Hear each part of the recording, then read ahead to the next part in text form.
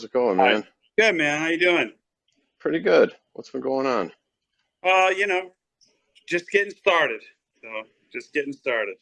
Are you in Milwaukee tonight? Yeah, we're doing Milwaukee, and for some reason, everything broke. It's so cold in the truck that the lower rotor and one of the Leslies stopped working. Josh blew a brand new speaker. It's just stuff just quirky things happening. But Yeah, the Gremlins. well, I mean, the gear's been in the truck for 3 days. It's been minus 10. Yeah, So really, like -10 wind chill or actual temperature? actual temperature, and it had to go from Seattle to Milwaukee, so it's been moving. Wow. Wow. Well, hope things get sorted out. If you obviously, if you need anything, obviously, you can reach out to me when you Oh, get this way. yeah, that will be fine. I mean, we got spares for days, but it's you just want everything to show up and work, and today was not that day. Yeah, I got it. All right, great. Well, thanks for joining us. This is your third time with us on Blizzard of Blues Radio. I've got the Blues Rock Titan, Mr. Joe Bonamassa, with us on WBLZ. And so, welcome again. Thanks for having me. I'm looking forward to coming back to Buffalo. Yeah, yeah, so am I. In fact, I don't know if it's a coincidence, but it looks like it's going to be warming up. So hopefully, it's you that's bringing the heat, at least up to 30 degrees next week. That's what I read that too. It's 30 degrees. That's warm compared to where we are right now. It's about 3 in Milwaukee. Yeah, It's not. it's going to feel like a heat wave. It's amazing how your body can adjust the metabolism, and it feels like that. Oh yeah, I mean it's also just um, as long as the wind. That's the thing. It's the lake effect. You guys know it very well. It's Yes, that we lake do. effect wind the combination of that and the snow coming off the lake. But listen, I'm very familiar with this weather. Grew up in it like we all did. Yep, Utica native, and this will mark actually on February 28th your 32nd year playing in Buffalo, or at least 32, maybe 33. That's unbelievable. It's unbelievable. Yeah, I mean, I think this year is it'll be year 37. Yeah, like just professionally, it started when I was 11, and just unbelievable, like how time has flown by. It seems short, but it doesn't. You know. Yeah, well, I timed it out or calculated it. That was 32 from the boarding house gig that we did all those years ago, and Right. then I know you were playing here a little bit before that with Bloodline, and I'm not sure if that was your first Buffalo show ever, but you're playing Shays Buffalo next Tuesday That's right. That's on right. the tw And yeah, we love Shays. It's always been a good place for us to come, and gotta represent in Western New York. Especially in the Absolutely. winter time. Who cares? We're just it's like the snow doesn't phase anybody up there. It's like it just is what it is. It's another day Not of the un Yeah, not unless you're visiting. exactly. Yeah. Well, you've got a lot going on since the last time that we spoke here. You just had a great performance at the Grammy Awards. Now, Thanks. Yeah. was this your first time playing at the Grammys? Yeah, it was the first time I ever played the award show, so it was good. It was crack band. The coolest part about that band, I mean, other than the fact that they're just all most of them are my friends. I've known them from L.A. The coolest surprise about that was that when I looked at the string section and the horn section, a lot of those people that were on that gig at the Grammys were in the orchestra when we did the Hollywood Bowl. And Nice. it was nice to see all those familiar faces, and of course Jeff Babco, Lee Sklar, and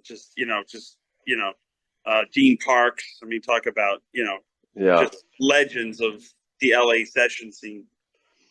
great. Well, you did Bobby Blue Bland's 24-Hour Blues, which is off of Blues Deluxe Volume 2.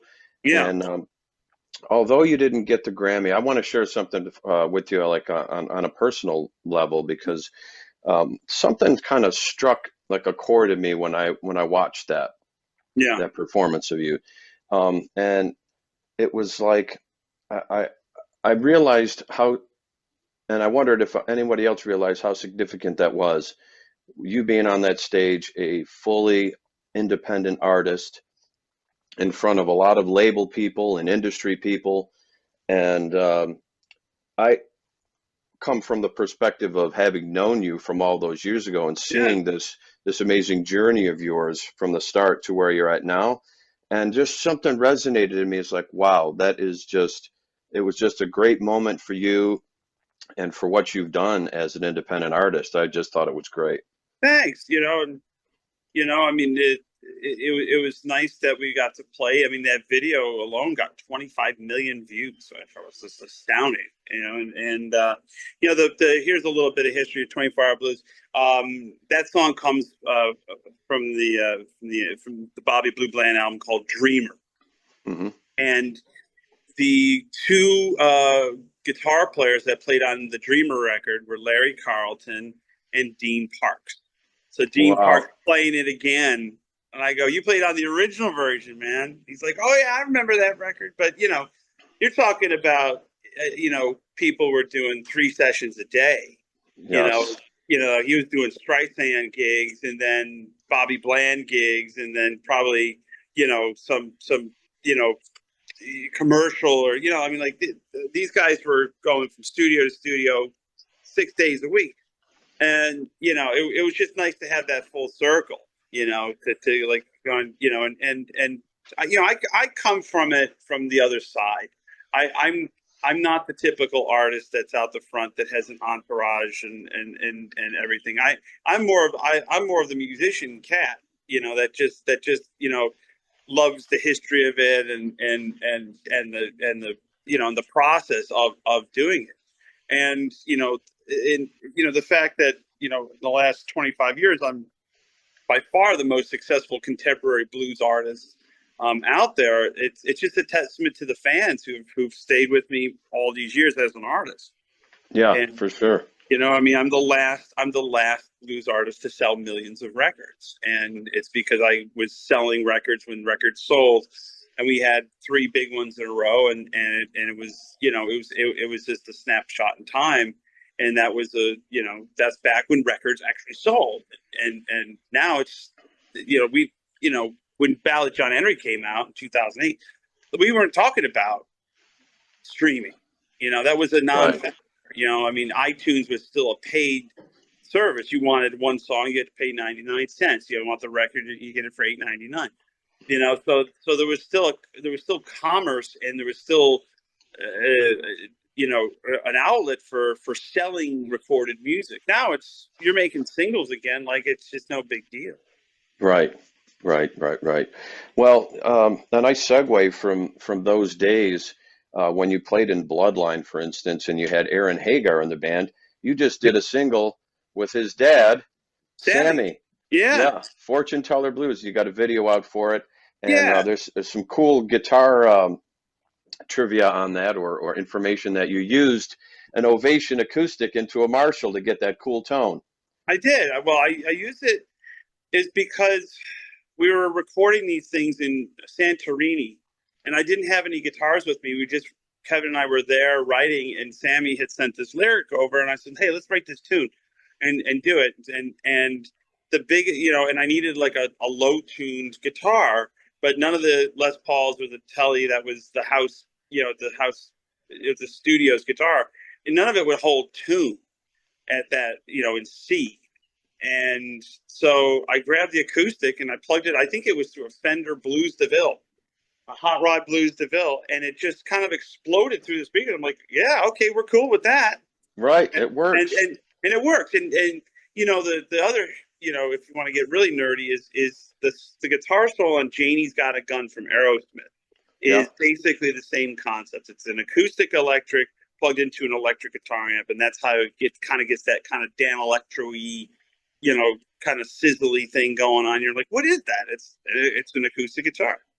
it had me wondering when I listened to it. So, and then thankfully, when I got the information on it, it spelled it out for me.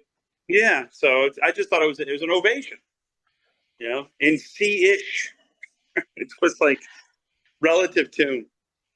So I have a question for you about this new set of pickups that you've just put out through Seymour Duncan, Yeah. the Green Burst Strat. Is that the guitar that you bought at the House of Guitars on one of your last guitar safaris up in here? No, no, the Green Burst is something I got from Norm's Rare Guitars. And the guitar I got from the House of Guitars was a 65 Lake Placid Blue Strat. The one I got from Norman's, which is the Seymour Duncan's, the pickup set is based on, is something I got from Norm, and that's a 64 that somebody had basically painted over the original Sunburst and made it this kind of hideous but cool green burst looking thing. Yeah. And it became an instant legend. That guitar. As soon as I started playing, everybody, yeah, exactly. And I'm like going, it shouldn't work, but it works great. Yeah, I was interested in seeing that, and I have to ask you because you've done a bunch of these things. When when they finalize the pickups, do they add a little bit of the flavor of what the guitar sounds like too? No, you have to when you're developing pickups, and we've done probably a dozen signature pickups with Seymour Duncan now, is you have to assume that they're not going into a 64 Stratocaster or a 59 Les Paul. You have to assume they're going to go into a American or an imported Strat or Tele, and hopefully that the idea is to improve the tone of the stock guitar. And so we adjust the outputs using a test guitar based on what that instrument is, and we've had good luck. And sometimes you can't just go, well, the front pickup on the Greenburst Strat is a 6.2. Sometimes you have to go up to 6.5 for it to sound the same. And Yeah. it all comes down to an ear test. It's like, is it the mid range frequency there? Is the balance there? And you can't go, well, the source set is 6.2, and then sometimes your middle pickup 6.8. It's like, well, it doesn't matter.